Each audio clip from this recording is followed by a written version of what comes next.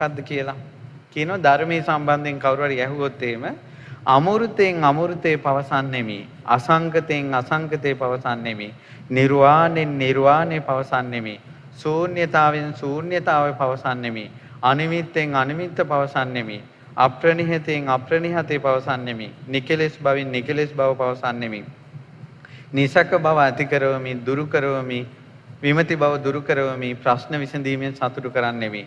යම් කිසි බුදුරජාණන් වහන්සේ මේ සංසාර තරණය කරන්නට දේශනා කළා නම් අසංකත ශ්‍රී සද්ධර්මය. ඒ ධර්මයේ මනාව දේශනා කරන්න පුළුවන් ධම්මපට සම්විදාලාභී කෙනාට. ඒ වගේම අමෘත ධාතුව දෙන්න පුළුවන්. ඒ වගේම සමාධි සමාපatti ගැන මේ විමුක්තිය ගැන හොඳට ප්‍රකට කරවා දේශනා කරන්න පුළුවන්කම තමයි ධර්මයේ කියන්න පුළුවන්කම තමයි ධම්මපටිසම්භිදාව. අර්ථ ගන්න පුළුවන්කම අර්ථපටිසම්භිදාව. ඊට පස්සේ තියෙනවා නිරුත්තිපටිසම්භිදාව කියන්නේ යම්කිසි කෙනෙක් ප්‍රශ්න ඇහුවොත් එහෙම පදයෙන් පදය අනුපදයෙන් අනුපදය අකුරෙන් අකුර සංදියෙන් සංදිය ව්‍යංජනෙන් ව්‍යංජනය අනුව්‍යංජනෙන් අනුව්‍යංජනය වර්ණයෙන් වර්ණය ස්වරයෙන් ස්වරය ප්‍රඥාප්තියෙන් ප්‍රඥාප්තිය ව්‍යවහාරයෙන් ව්‍යවහාරය පවසනවා. නිසක බව ඇති කරනවා විමති බව දුරු කරනවා ප්‍රශ්න විසඳනවා.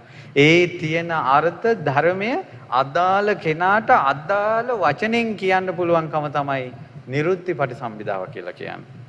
දැන් අපි මිහිඳු මහරහතන් වහන්සේ පටිසම්භිදාලාභී රහතන් වහන්සේ නමන්නේ. ඒතර ලංකාවේ තිබෙ හෙළබසනේ. එතකොට අපේ මිහිඳු මහරහතන් වහන්සේ අර ඉන්දියාවේ තිබ්බ දහම පාලියෙන් තිබ්බ දහම ලස්සනට ලංකාවේ කී දේශනා කළානේ. ලංකාවේ මිනිස්සුන්ගේ වචනවල ස්වභාවය. ඉතින් ඒ අදාළ කෙනාට අදාළ වචනෙන් අකුරෙන් ස්වරයෙන් සමහර වෙලාවට බලන්න එක වචනේ උස්පහත් කිරීමෙන් අමනාපකම් හට ගන්නවනේ. ඒක වචනේ පාවිච්චි කිරිල්ලෙන්. ඒ වගේ අර හරියටම මේ ධර්ම අර්ථේන වචනේ ගන්න පුළුවන්කම තමයි නිරුත්තිය කියන්නේ. පටිභාන පටිසම්භිදාව කියන්නේ ප්‍රතිභාණයෙන් ප්‍රතිභාණේ උපමාවෙන් උපමාව ලකුණෙන් ලකුණ රසයෙන් රසය පවසලා නිසක බව ඇති කරනවා ධර්මයේ දේශනා කරනවා. උපමා මගින් රූපක මගින් ඊළඟට ලකුණු දක්වලා එක එක ආකාරයෙන් විස්තර කර ධර්මයේ කියන්න පුළුවන්කම තමයි පටිභාණේ කියලා කියන්නේ. මෙන්න මේ විදිහට පටිභාණේ නැමැති මේ සතර පරිසම්භිදාව නැමැති මණික පළඳ ගන්න ඕන. ඊළඟට බොජ්ජංග රත්නේ කියලා කියන්නේ සප්ත බොජ්ජංග මණික පළඳ ගන්න ඕන. සති ධම්ම විචය විරිය පස්සද්දි මේ ප්‍රීති ආදී මේ බොජ්ජංග 7 කියනවා මේ ඔක්කොම කම්මේන නම් කිනිත්වාන කර්මයෙන් තමයි ගන්න තියෙන්නේ. ඊට පස්සේ අහනවා ස්වාමීනි මෙන්න ලස්සනම කාරණාව. ස්වාමීනි ඔය හැම දෙයක්ම එක තැනකින් ගන්න පුළුවන් තැනක් කියන්න කිව්වා. ඔය හැම බඩුවක්ම එක තැනකින් ගන්න. ඔය හැම දෙයක්ම එක තැනකින් ගන්න පුළුවන් සියල්ල තියෙන වෙළඳසැල කියලා කියන්නේ පින්වත් රජතුමනි මේ බුද්ධ වචනේට නවාංග ශාස්ත්‍ර ශාසනයට කවුරු හරි කෙනෙක් නවාංග ශාස්ත්‍ර ශාසනය මේ අධ්‍යයනය කරනවද අහනවද ශ්‍රවණය කරනවද ගරු කරනවද ඇසුරු කරනවද ඉගෙන ගන්නවද මතකේ දරාගෙන ඉන්නවද ඔහු සියල්ල තියෙන වෙළඳසැලට ඇතුල් වුණා වගේ. ශාරීරික පාරිභෝගික චෛත්‍ය ධාතු චෛත්‍ය බෝධු චෛත්‍යයට ගරු කරනවද වන්දනා කරනවද සියල්ල ලැබෙන තැනකට ඇතුල් වුණා වගේ කියනවා. ඔන්න ස්තූප වන්දනාව. බෝධි වන්දනාව කියන්නේ හැම දෙයක්ම ලැබෙන කුසල් උපදිනවා කියනවා. ඊට පස්සේ තියෙනවා ශ්‍රාවක සංඝ රත්නය. සංඝයාට ගරු කරනවද වඳිනවද පුදනවද මේ බුද්ධ ශාසනයේ තියෙන හැම දෙයක්ම ගණ්ඩ කුසල් උපදිනවා. කියනවා දිව්‍ය සම්පත්, මනුෂ්‍ය සම්පත්, බ්‍රහ්ම සම්පත්, උපභෝග පරිභෝග සම්පත්, දීර්ඝායු සම්පත්, නිරෝග සම්පත්, වර්ණ සම්පත්, ප්‍රඥා සම්පත්, මනුෂ්‍ය සම්පත්, දිව්‍ය සම්පත්, නිර්වාණ සම්පත් සියලු සම්පත් නොවැසී විවෘත වී ඇත්තේය. එහිලා යම් කෙනෙක් ඒ සම්පත් කැමති වෙයිද ඔවුන් සසරේ රැස් කළ කුසල් ධනය දී කැමැති සම්පත් මිලට ගනී. කිසිවෙක් සීල සමාදයන්ෙන් ඒ සම්පත් මිලට ගනී. කිසිවෙක් උපෝසතයෙන් මිලට ගනී. අල්ප මාත්‍ර වූ කුසල් ධනයෙන් බොහෝ වූ සැප සම්පත් මිලදී ගන්නවා කියනවා. තුනුරුවන්ට ගරු කරලා ධර්මයෙන් පිහිට හැරන් පුංචි දෙයකින් ගොඩාක් ගන්නවා කියනවා. මෙන්න ලස්සන උපමාවක්. කියනවා පොඩි මුදලක් දීලා මෑ හරි මුං හරි තල හරි බීජ ටිකක් ගන්නවා. ඔබ හිතන්නේ කොහොමද ඒකේ ඵලය කොහොම වෙයිද? දැන් මට මතකයි දැන් අපේ පැතිවල ගොවිතැන්පත්නේ තියෙන්නේ. මට මතකයි මේ ওই කැරට් ඇට හැම. චූටි පොඩි පැකට් එකක් කැරට් ඇට. ඊළඟට රතු වල බීට්රූට් චූටි පැකට් එකක්. මෙච්චරයි. ඉතින් මේ ඇට පැල කරලා කුඹුරේ හදලා ලොරි ගණන් පටවගෙන යන්නේ. ලොරි ගණන් පටවගෙන යන්නේ. මිලදී ගත්තේ චුට්ටයි ඵලය කොහොමද? ඒ වගේ තමයි කියනවා සෑයකට අත් දෙක එකපාරක් එකතු කරන්නේ පුංචි වන්දනාවක්. නමුත් ඒකේ විපාකය කල්ප ගණන් සැප උපද්දවනවා. සමහරවිට අමාමා නිවන උහුට ලැබෙනවා. පුංචි පිනකින් එක මලක්. ඒ නාගසේන වස්තුව නාගසේනයන් වහන්සේ බෝමලුව කතුගාව පින මේ එන්නේ. මිලින්ද රජුරුව අඬ අඬ කොළ අයින් කරපු පින එන්නේ මේ. හරි පුදුමයි. මේ බුද්ධ ශාසනයේ බීජ චුට්ටක් ගත්තට ඵල ගොඩාක් ලැබෙනවා. ඊට පස්සේ තියෙනවා මේ ඔක්කොම කුසල් ධනෙන් ගන්න කියනවා. ඒකේ කුසල් ධනෙන් කියන්නේ චෛත්‍යයක් වඳින්න පින තියෙන්න ඕන. දැන් පහුගිය කාලේ ස්තූප වන්දනාවට බෝධි වන්දනාවට ගැරෙහිවි සංසාරේ පින් නැහැ. සෑයකට වඳින බෝධියකට වඳින පින් කුසල් නැහැ. ඒ නිසා හිත පහදින්නේ නැහැ. සමහර අයට සංඝයාට දන් දීමේ පින නැහැ. කියනවා ඔය උන්වහන්සේලාට දීලා හරියන්නේ නැහැ මේ වෙන තැනකට දීපල්ලා. ඒ හිතට පින් වැඩි උන් ඇත්ත අසරණ අය. උන්වහන්සේලාට නම් සල්ලි තියෙනවා එහෙම මෙහෙම ලැබෙනවා. කියලා සංඝ දාණයට ගරහන පිරිසක් ඉන්නවනේ. ඒ සංඝයා ගාවට යන්න පින නැහැ. බණහඬ පින නැහැ. මේකේ තියෙනවා ඒ ඔක්කොම කරන්නේ සංසාරේ කුසල් බලෙන් කියලා. සංසාරේ කවදා හරි දහම් මඬුවක සාදුකාරයක් දුන්න පින්ටද කොයිද අපිත් මේ ධර්මයක් අහනවා. මේ බීජ පුංචි වුණාට ඵලය ගොඩයි. ඊට පස්සේ කියනවා රජතුමනි මේ ඔක්කොම ටිකට හරියනවා කියනවා. අල්ප වශයෙන් හෝ බහුල වශයෙන් හෝ රැස් කරගත්තා වූ කුසල් ධනයෙන් ඒ සියල්ල ගන්නවා. ශ්‍රද්ධාව නැමැති ධනයෙන් ඒ සියල්ල මිලටගෙන සමෘද්ධියටපත් වෙන්න පුළුවන් කියනවා. එකක් තිබ්බනම් හරි කියනවා. මොකද්ද? ශ්‍රද්ධාව. ශ්‍රද්ධාව තිබ්බනම් මේ බුද්ධ ශාසනය ගොඩාක් දේවල් ගන්න පුළුවන් කියනවා. කියනවා රජතුමනි මේ බුද්ධ ශාසනයේ බණ කියන අය පහළ වුණා කියනවා. සූත්‍රයෙන් බණ කියන අය, විනයෙන් බණ කියන අය, අභිධර්මයෙන් බණ කියන අය, ජාතක කතා වලින් බණ කියන අය, දීඝනිකායෙන් බණ කියන අය, එක එක විදිහට බණ කියන අය ඉන්නවා කියනවා මේකේ. ඒ නිසා පින්වතුනි එක හාමුදුරුවම හැම බණක්ම කියන්න ඕන කියලා එකක් නැහැ. මට පුළුවන් නේ ජාතක කතා කියන්නම් මං ජාතක කතා වලින් බණ කියාගෙන යනවා. එතකොට ඇයි හාමුදුරුවෝ පටිච්චසමුපාද කියන්නේ නැත්තේ කියලා චෝදනා කරන්න බෑ. ඇයි මේ තියෙනවා ජාතකයෙන් බණ කියන්න ඕය. ඒ නගරේ වෙනම කොට්ටාසයක් ඒ. තව කට්ටියක් ඉන්නවා අනිත්‍ය ගැන බණ කියන. ඒ වගේ පින්වත්නි මේ බුද්ධ ශාසනේ එක එක විදිහට බණ කියන අය ඉන්නවා. විදර්ශනා වඩන අය ඉන්නවා. නුවණින් යුක්ත අය ඉන්නවා. ආරණ්‍යයේ ඉන්න අය ඉන්නවා. රුක් මුල ඉන්න අය ඉන්නවා. එලිමහනේ ඉන්න අය ඉන්නවා. පිදුරු කුටියේ ඉන්න අය ඉන්නවා. සෝහනේ ඉන්න අය ඉන්නවා. දුතාංග දරාගෙන ඉන්න අය ඉන්නවා. සෝවාන් වෙච්ච අය, සකදාගාම වෙච්ච අය, අනාගාම වෙච්ච අය, ත්‍රිවිද්‍යාලාභී අය, 이르දිමත් අය, ප්‍රඥාවෙන් පරතරයට ගිය අය, 이르දිපාද සතිපට්ඨාන වඩන අය මේ විදිහට පින්වත් රජතුමනි මේ බුද්ධ ශාසනයේ ඒ රහතන් වහන්සේලාගෙන් ආකීර්ණ වෙලා සමාකීර්ණ වෙලා පිරී ඉතිරි ගිහිලා උණගස්වනයක් වගේ පියුම් විලක් වගේ මේ ධර්ම නගරය ඉතිරි සමෘද්ධිමත් වෙලා තියෙන්නේ කියනවා. බුදුරජාණන් වහන්සේ ඉන්න කාලේ කොහොම ඇතිද? නෙළුම් විලක් වගේ කියනවා. උණ ගස් වනයක් වගේ කියනවා රහතන් වහන්සේලා. මේ සදහන් නගරේ රජතුමනි ලස්සනට ගාථා වලින් විස්තර කරනවා පින්වත්නි. කියනවා මේ එක එක සිල්වත් අය මේ රහතන් වහන්සේලා ඉන්නේ හැටි ඔබ කියව ගන්න කාල වේලා අනුව ඒ රහතන් වහන්සේලාගේ ගුණ ගොඩාක් තියෙනවා මෙතන.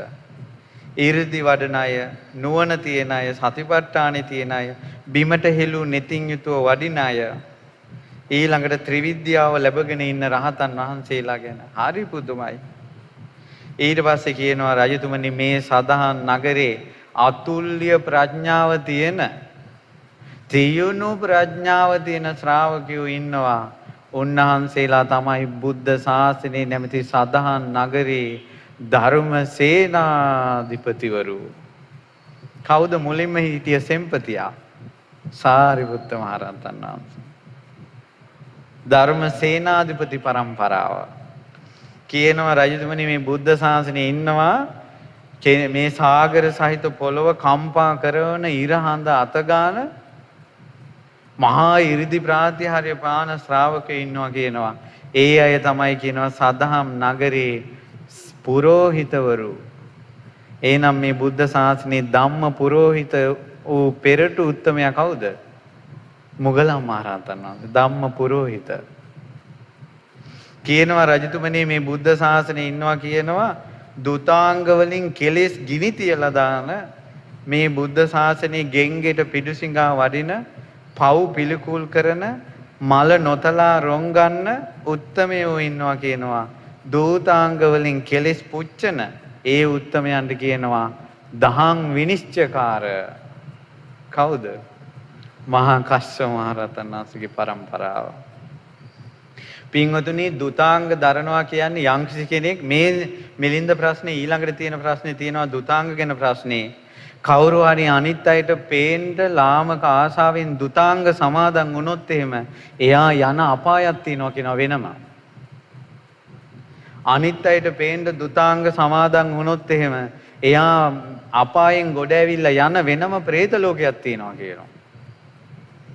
හරියට රොඩි කොල්ලෙක් රජ කුමාරයෙක්ගේ ඔටුන්නක් පළඳවලා අහුණා වගේ කියනවා.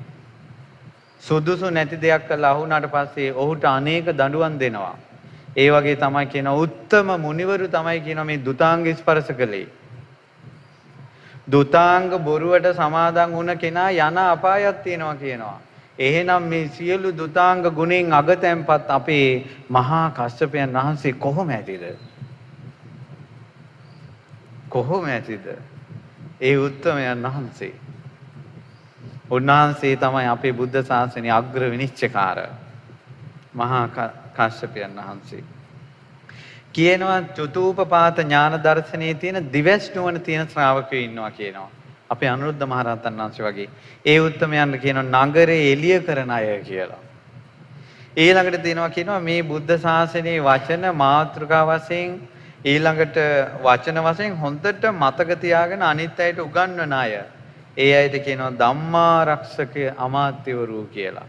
කවුද? ආනන්ද මහ රහතන් වහන්සේ වගේ.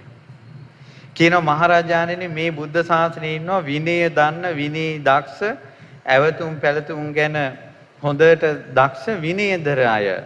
ඒ අයට කියනවා රූප දර්ශනයේ ආරක්ෂක අමාත්‍යවරු කියලා. ඒක තේරුම් ගන්න උපමාවක් කියන්නම්. දොටු ගැමුණු රජුරන්ගේ කාලේ ඉඳලා තියෙනවා කෙනෙක්ගේ රූපේ කියපු ගමන් ඒ ඇමතියාට ඒ කෙනාව ගිහිල්ලා හොයාගෙන එනවා. අර හොරෙන් gadol දුන්න හාමුදුරුවෝ හොයාගන්නේ එහෙමනේ. රූපේ පොඩ්ඩයි ඒ ඇමතිතුමාට කියන්න තියෙන්නේ කියපු ගමන් කෙනා හොයාගෙන එනවා. රූපදර්ශී අමාත්‍ය. විනය දන්න කෙනා තමයි හරියටම දන්නේ මෙයා බුද්ධ ශාසනයට අයිති, මෙයා බුද්ධ ශාසනයට අයිති නෑ කියලා. මෙයා බුද්ධ ශාසනය පිරිසුදුයි, මෙයා බුද්ධ සාසනය ප්‍රතිකර්ම කළ යුතුයි කියන එක තේරෙන්නේ විනය දරන අයට. ඒකයි රූපදර්ශී අමාත්‍ය කියන්නේ. ඊට පස්සේ කියනවා මේ බුද්ධ ශාසනයේ ඉන්නවා කියනවා අන් අයට කතා කරලා සතුටින් මේ භාවනා අරමුණු ගැන කියලා දීලා ගුරු හරුකම් දෙන රහතන් වහන්සේලා. ඒ අය තමයි කියනවා මල් වෙළඳ සැල් හිමියෝ. අයිතිකාර කට්ටිය. ඇත්තටම අපි මේ භාවනාවල් කරන්නේ රහතන් වහන්සේලාට අයිති දේවල්. මේ කසාවත් රහතන් වහන්සේලා අතර අයිති දේවල්. කුසල් කියන්නේ රහතන් වහන්සේලාට අයිති දේවල්.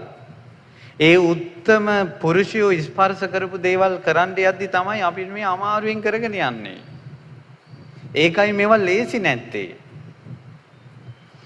ඊට පස්සේ කියනවා මේ බුද්ධ ශාසනයේ ඉන්නවා කියනවා අන් අයට ධර්මයේ කියලා දෙන මාර්ගඵල පිණිස හොඳට හික්මවන උත්තමයෝ. ඇයි ඒ කාලේ කටපාඩමින් එන්නේ? ආන්නේ අයට තමයි කියනවා පළතුරු වෙළඳ සැල් හිමියෝ. ඊට පස්සේ මේ බුද්ධ ශාසනයේ ඉන්නවා කියනවා මේ සිල් අනිත් අය හොඳට සීලේ හික්මවන ශ්‍රමණයන් වහන්සේලා. ඒ අය තමයි කියනවා සුවඳ වෙළඳ සැල් හිමියෝ. මේ බුද්ධ ශාසනයේ ඉන්නවා කියන හොඳට ධර්මයේ අනිත් අයට කියලා දෙන කටපාඩම් කරන අය. ඒ අය නැවත නැවත එකතු වුණාම බණම අහනවා, බණම කියනවා, බණම කතා කරනවා, බණම සාකච්ඡා කරනවා.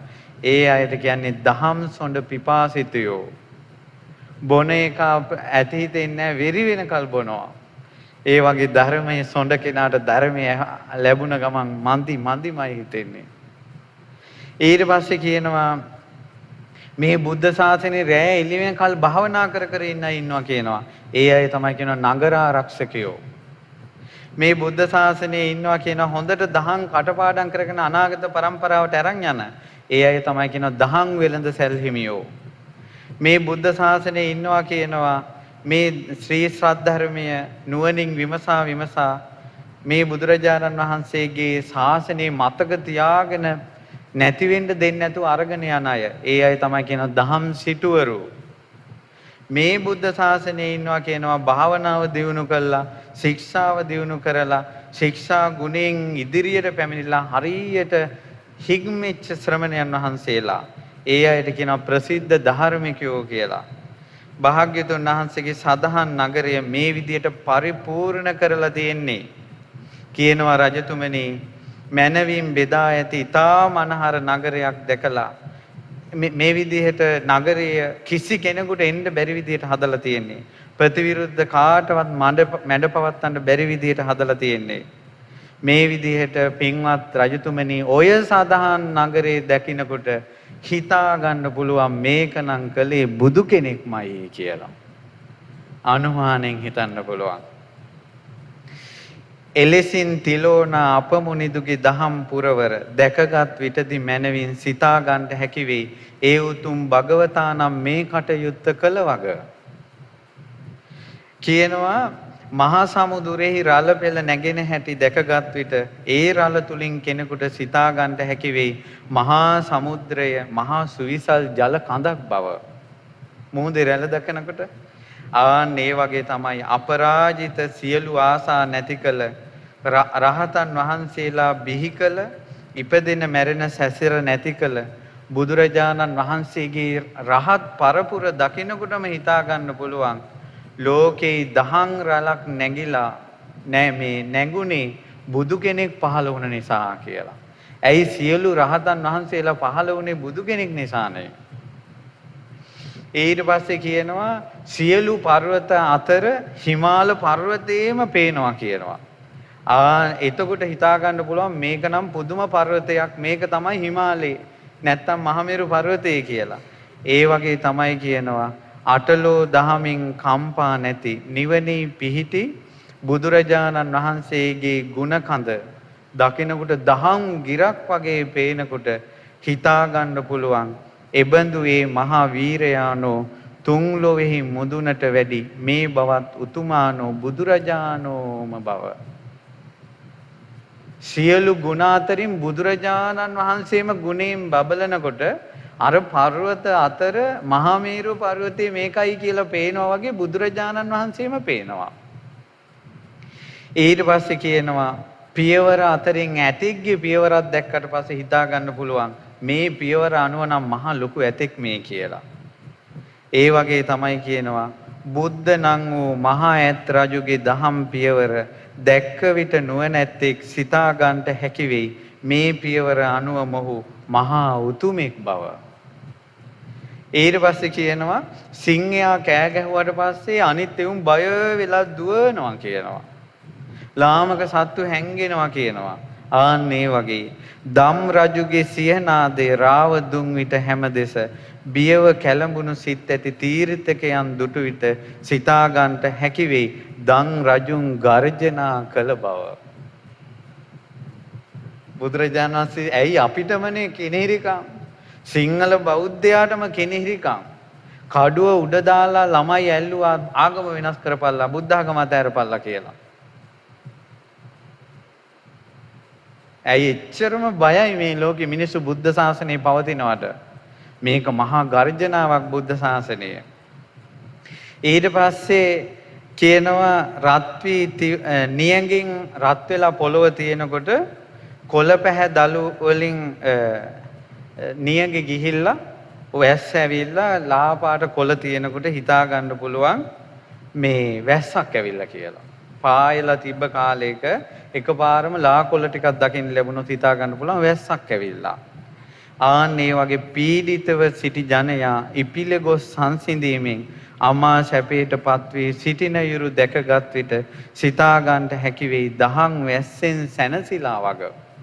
දැන් මේ සුදු පාට ඇඳුමින් ඇඳගෙන ඉඳගෙන ඉන්නකොට ගෙදරවල ටීවී දාගෙන ටීවී ඉස්සරහා පැදුරු දාගෙන ඉඳගෙන ඉන්නකොට රේඩියෝ එක දාගෙන බිම ඉඳගෙන මේක එක කල්පනාවෙන් අහගෙන ඉන්නකොට තේරෙනවා මේ ලංකාවේ මිනිස්සු දහම් වැස්සෙන් සැනසීලා වගේ. ඊට පස්සේ තියෙනවා දෝවිලි වලින් පිරීලා හිටපු ජනයා එකපාරම සුද්ධ වෙලා යනවා. එතකොට හිතා ගන්න පුළුවන් අමා දහමේ බැසගත් දෙවියන් සහිත මේ ලොව සැපවත් දනන් දුටු විට සිතා ගන්නට හැකි වෙයි කෙලෙස් මල සෝදාහල මහා දම් කඳ ගලා ගිය වගේ. අඟුලිමාලගේ පුදුම කෙලෙස් ගොඩක් නේ තැවරිලා තිබේ ඇඟේ. උන්වහන්සේ ප්‍රාණඝාතය කළේ නැහැ කියලා කරපු සත්‍යක්‍රියාව කල්පයක් පවතිනවා. මොකෙන්ද සුද්ධ කළේ? ඇඟේ පුංචි ඩොට් එකක් තියන්න නැති වෙන්න ප්‍රාණඝාත අකුසලයේ සෝදාහලේ මොකෙන්ද? දහම් සැඩපහරෙන්. 999ක් මිනී මරපු පාපයේ සේදුවා කියන්නේ සුළුපටු දහම් සැඩපහරක්ද? ඊට පස්සේ කියනවා හොඳ සුවඳක් පැතිරීගෙන එනකොට නහය තියෙන කෙනෙකුට නම් තේරෙනවා මේක නම් හොඳ සුවඳක් කියලා. එලෙසින් සිල් සුවඳ දෙවියන් සහිත ලොව වෙත මනවින් හමා යන විට සිතා ගන්නට හැකි වේ. අනුත්තර වූ බුදු රජ ලොවට පහළව ඇති වග. කියනවා රජතුමනි මෙබඳු සියක් කරුණෙන් දහස් කරුණෙන් සියක් හේතුවෙන් දහසක් හේතුවෙන් සියක් ණයෙන් දහසක් ණයෙන් සියක් උපමාවෙන් දහසක් උපමාවෙන් බුදුරජාණන් වහන්සේගේ අසිරිමත් බලය මට කියන්න පුළුවන් කියනවා. මගේ ගුරුවරයා මාව හොඳට හික්මවලා තියෙනවා කියනවා බණ කියන හැටි. ධර්මයේ උගන්වලා මාගේ ගුරුවරයා මේ දහම් රසය මට දුන්නා කියනවා. මටත් ඥාන ශක්තියක් තියෙනවා කියනවා. ඒ නිසා රජතුමනි මල් කාර්යයකට ලොකු මල් ගොඩක් හම්බුණාට පස්සේ එක එක මල ගොත ගොතා මල් මාලා ගොතනවා වගේ ඔබ අහගෙන ඉන්න කැමති නම් කල්පයක් වුණා මම බුදුගුණ කියන්නම් කියනවා. නාගසේන මහරහතන් වහන්සේ. මේ තමයි අපේ බුදුරජාණන් වහන්සේගේ දහම් නගරේ ගෝසාව පැතිරූ නාගසේන මහරහතන් වහන්සේගේ බුදුගුණ වර්ණනාව. අපිටද මේ සදහන් නගරේ සැනසෙන්න වාසනාව ලැබේවා. ඉතින් ඔන්න නගරේ විස්තර ඇහුවා.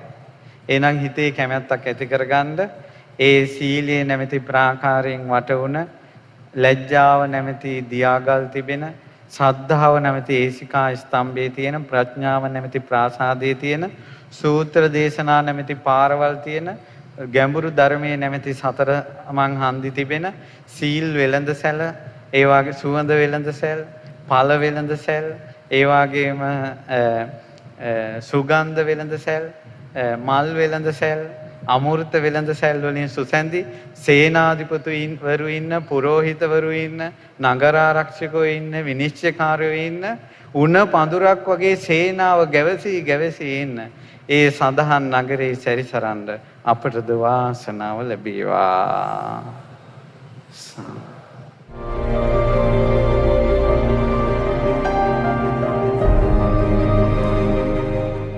ස්වාමීනි අවසරයි. අද දවසේ ඔබ වහන්සේ මුලින් ප්‍රකාශ කළ පරිද්දෙන් වාසනාව ලැබුවා සදැහැතියන් දීර්ඝ වශයෙන් ධර්මයේ ශ්‍රවණය කරන්න.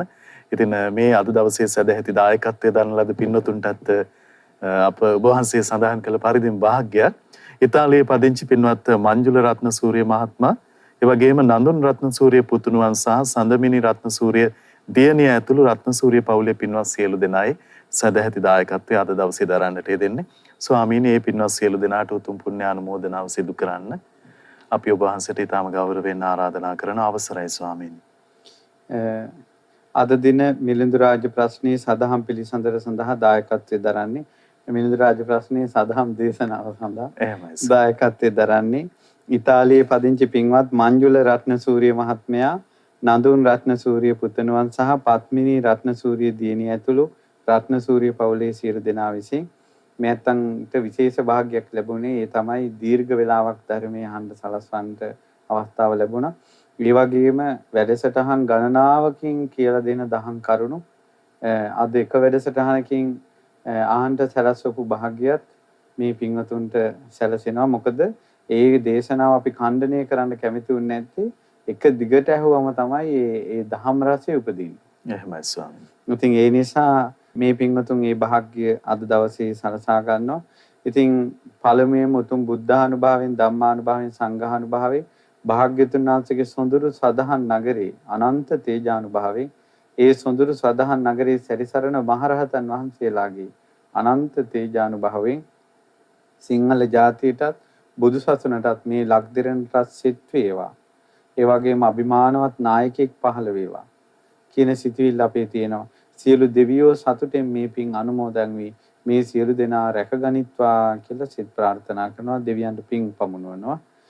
ඒ වගේම මිය පරලෝකීය MP පියසේකර පියාණන්ටත් මේ පින් අනුමෝදන් කරනවා.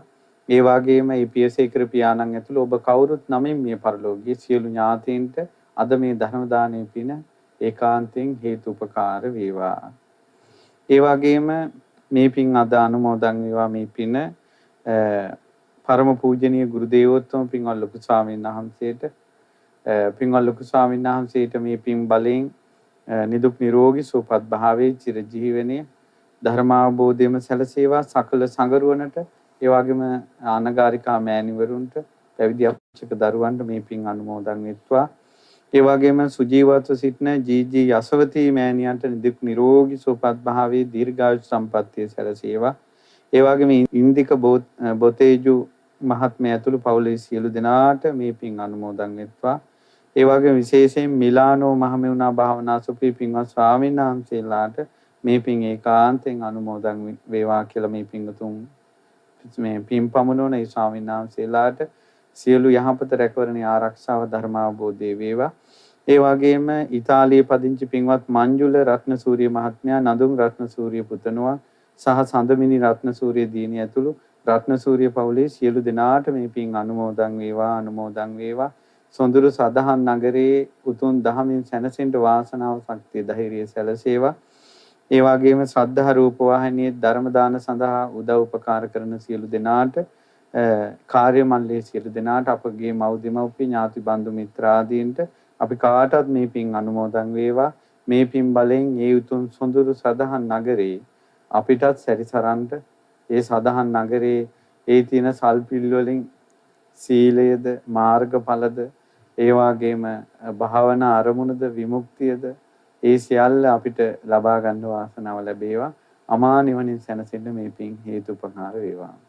ස්වාමීනි අවසරයි. ඔබ වහන්සේට බොහෝ පුණ්‍ය අනුමෝදනා වේවා. පින්වතුනි, අප සියලු දෙනාට කරුණාවෙන් පින්වත් ස්වාමින් වහන්සේ මේ උතුම් දහම් කාරණා පවසා වදාරන්නේ. ඉතින් අපි හැමදෙනාම මහා සංඝරත්නය සමා කරගෙන අපගේ පින්වත් ස්වාමින් වහන්සේ වන්දනා කරගනිමු. ස්වාමීනි, අපගේ নমස්කාරය වේවා. උතුම් මිලිඳු රාජ ප්‍රශ්නය පවත්වා ශ්‍රද්ධා රූප වාහිනිය ඔස්සේ මෙන්ම ලක්විරු ගුවන් විදුලිය ඔස්සේ ලෝකයට දායාද කරගෙන මේ මොහොතේත් අප සියලු දෙනා රැස් කරගන්න මහත්ඵල මහානිසංස උත්තම පුණ්‍ය ධර්මයන් අපගේ පින්වත් ස්වාමින්දයන් වහන්සේටත් එකසේම අනුමෝදන් වේවා. සියලු සුවපත් භාවයේ සැලසී පින්වත් ස්වාමින් වහන්සේට උතුම් චතුරාර්ය සත්‍ය ධර්මයම අවබෝධ වේවා. සාදු සාදු සාදු. එහෙමනම් ඔබේ කලන මිතුරා ශ්‍රද්ධා රූපවාහිනිය ඔස්සේ ලක්විරු ගුවන් විදුලිය ඔස්සේ මෙන්ම අන්තර්ජාලය ඔස්සේ මහා සංඝරත්නය ආශිර්වාදය ඇතිව මිලිඳු රාජ ප්‍රශ්නයේ ඊළඟ වැඩසටහනින් අපි ඔබ මුණ ගැහෙන්නම්. එතෙක් ඔබ සෑම සියලු දෙනාටම සම්මා සම්බුදු සරණයි. නමෝ බුද්ධාය.